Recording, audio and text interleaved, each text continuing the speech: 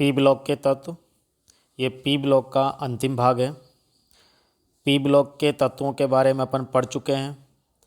अब उनसे बनने वाले कुछ यौगिक हैं, जैसे नाइट्रोजन। नाइट्रोजन बनाने की विधि, इसकी प्रयोगशाला विधि है। प्रयोगशाला में नाइट्रोजन को अमोनियम क्लोराइड NH4Cl और सोडियम नाइट्राइट NaNO2 से क्रिया कराते हैं तो नाइट्रोजन प्राप्त होती है। NaCl बनता है और H2O बनता है, लेकिन इसके अंदर कुछ मात्रा में NO व HNO3 भी प्राप्त होता है, जो दिखाई नहीं दे रहा है, लेकिन NO और HNO3 इसमें बनता है। अब इसमें से NO और HNO3 को अलग करने के लिए इस विलयन को पोटेशियम डाइक्रोमेट युक्त सल्फ्यूरिक अम्ल के विलयन में से गुजारते हैं तो NO HNO3 पृथक हो जाता है और नाइट्रोजन प्राप्त होती है। दूसरी विधि है अमोनियम डाइक्रोमेट NH4 का होल ट्वाइस Cr2O7 के तापीय अपघटन से। मीन्स जब इसको ताप दिया जाता है तो ये अपघटित होकर नाइट्रोजन देता है। नेक्स्ट टॉपिक है अमोनिया बनाने की विधि। सबसे इम्पोर्टेंट विधि है हाबर प्रक्रम, औद्योगिक विधि है। इसमें नाइट्रोजन हाइड्रोजन आयरन उत्प्रेरक की उपस्थिति में अमोनिया बनाता है। इसमें मोलिब्डेनम भी मिलाते हैं। मोलिब्डेनम एमओ जो है वो Fe की सक्रियता को बढ़ा देता है, ये वर्धक का कार्य करता है। और इसमें -46.1 किलो जूल प्रति मोल ऊर्जा मुक्त होती है। इसको बनाने के लिए ये एक उपकरण है। इसमें 2 कक्ष होते हैं और 2 पंप होते हैं। इसमें 1 मोल हाइड्रोजन और 3 मोल नाइट्रोजन को पंप के द्वारा उत्प्रेरक कक्ष में भेजा जाता है। इसमें हाइड्रोजन नाइट्रोजन आती है। इसमें उत्प्रेरक K2O तथा Al2O3 युक्त Fe होता है। इसमें N2H2 उत्प्रेरक की उपस्थिति में क्रिया करके अमोनिया बनाती है, जो गैस रूप में होती है। तो इस कक्ष से बाहर निकलने वाली जो गैसें होती है वो होती है N2H2 और NH3। फिर इनको एक संपीड़ित कक्ष में भेजा जाता है, जहाँ ये गैसें संपीड़ित होती है। तो NH3 संपीड़ित होकर द्रव में परिवर्तित हो जाती है, लेकिन जो संपीड़ित नहीं हो पाती N2H2 वो इस पंप के द्वारा वापस उत्प्रेरक कक्ष में प्रवाहित की जाती है। तो इस तरीके से ये प्रक्रम चलता रहता है और नाइट्रोजन अमोनिया बनती रहती है। अमोनिया के निर्माण की कुछ शर्तें हैं।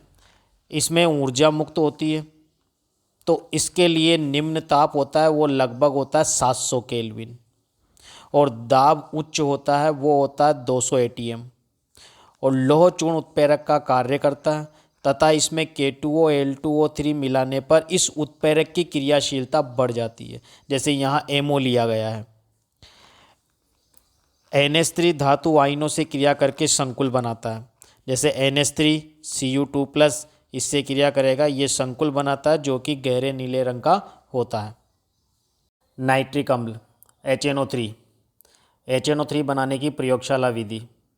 इसमें एक कांच का रिटॉर्ट लेते हैं, उसमें सांद्र H2SO4 व NaNO3 का मिश्रण लेकर उसे गर्म करते हैं तो HNO3 प्राप्त होती है। नेक्स्ट विधि है औद्योगिक विधि, जिसे ओस्टवाल्ड प्रक्रम कहते हैं।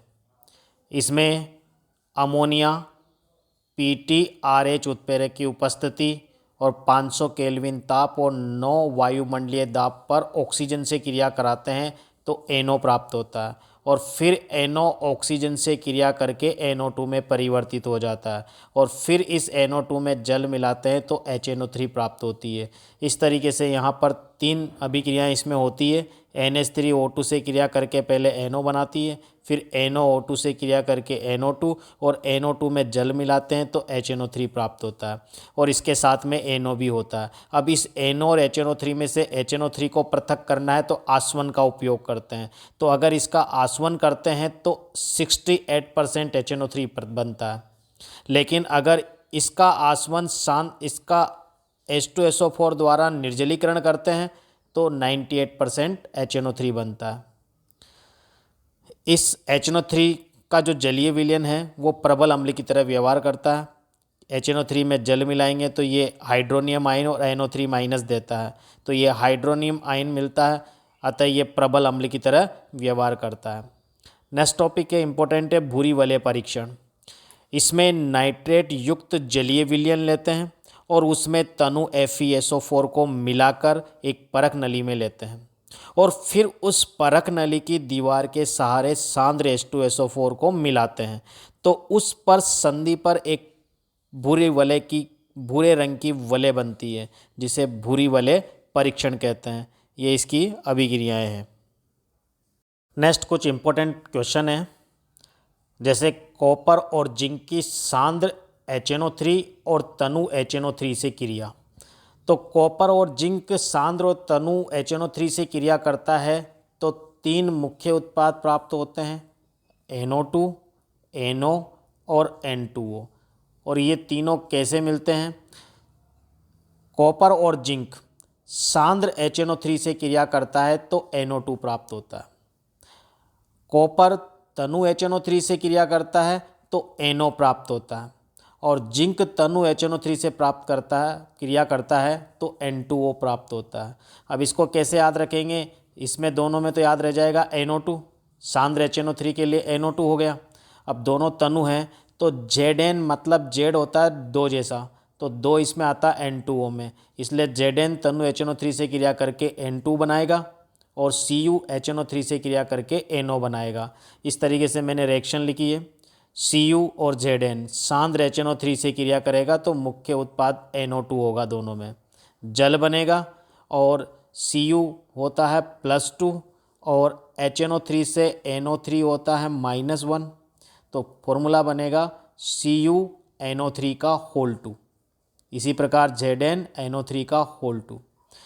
कॉपर तनु HNO3 से क्रिया करेगा तो CuNO3 का होल 2, H2O तो बनेगा, मुख्य उत्पाद होगा NO और जिंक HNO3 से क्रिया करके बनाएगा मुख्य उत्पाद N2O। नेक्स्ट NH3 व क्लोरीन की क्रिया। अब NH3 क्लोरीन क्रिया करता है तो NH3 को अगर आधिक्य में लेते हैं, अधिक मात्रा में लेते हैं, तो मुख्य उत्पाद प्राप्त होता अमोनियम क्लोराइड, और अगर क्लोरीन को अधिक मात्रा में लेते हैं तो नाइट्रोजन ट्राइक्लोराइड मीन्स NCl3 प्राप्त होगा। तो ये दोनों भी इम्पोर्टेंट अभिक्रिया हैं। नेक्स्ट है क्लोरीन की NaOH से क्रिया। अब क्लोरीन NaOH से 2 प्रकार से क्रिया करता है, एक तो तनु एवं ठंडे NaOH से और एक गर्म एवं सांद्र NaOH से। तो जब क्लोरीन तनु एवं ठंडे NaOH से क्रिया करता है तो मुख्य उत्पाद बनता NaOCl सोडियम हाइपोक्लोराइट, NaClH2O प्राप्त होता है। और अगर गर्म एवं सांद्र NaOH लेते हैं तो NaCl और H2O तो बनता है, लेकिन मुख्य उत्पाद होता है सोडियम क्लोरेट। एक क्वेश्चन है एक्वारेजिया किसे कहते हैं? तो 3 भाग सांद्र HCl के और 1 भाग सांद्र HNO3 का मिश्रण एक्वारेजिया कहलाता है। विषैली गैसें क्या होती है? जैसे फॉस्जीन COCl2, अश्रु gas CCl3NO2, mustard gas CH2CH2Cl, फिर ये S और CH2CH2Cl। नेक्स्ट क्वेश्चन है, कमरे के ताप पर O2 गैस है जबकि S8 ठोस। इसी प्रकार एक क्वेश्चन और है, N2 गैस है और फास्फोरस ठोस होता है। लगभग सेम आंसर है।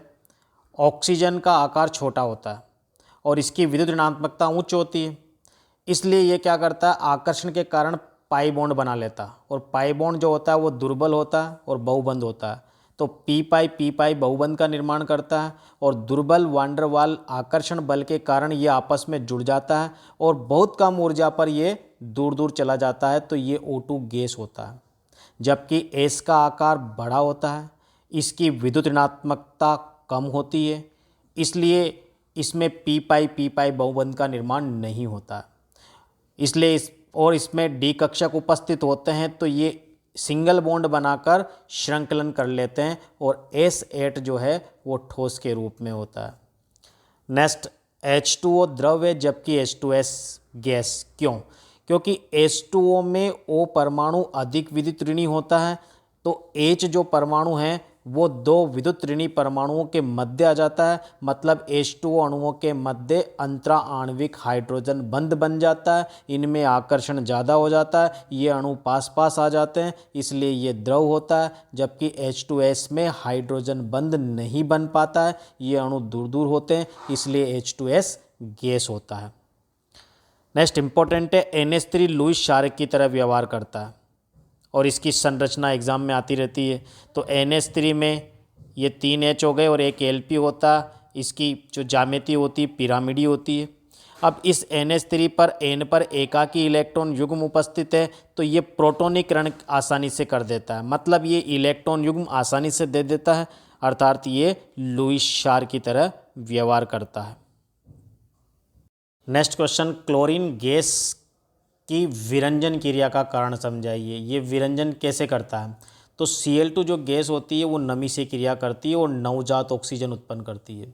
जैसे Cl2H2O, तो ये ऑक्सीजन नवजात ऑक्सीजन है। अब जो भी रंगीन पदार्थ है वो नवजात ऑक्सीजन से क्रिया करेगा और उसको रंगहीन बना देगा, तो ये विरंजन क्रिया कहलाती है।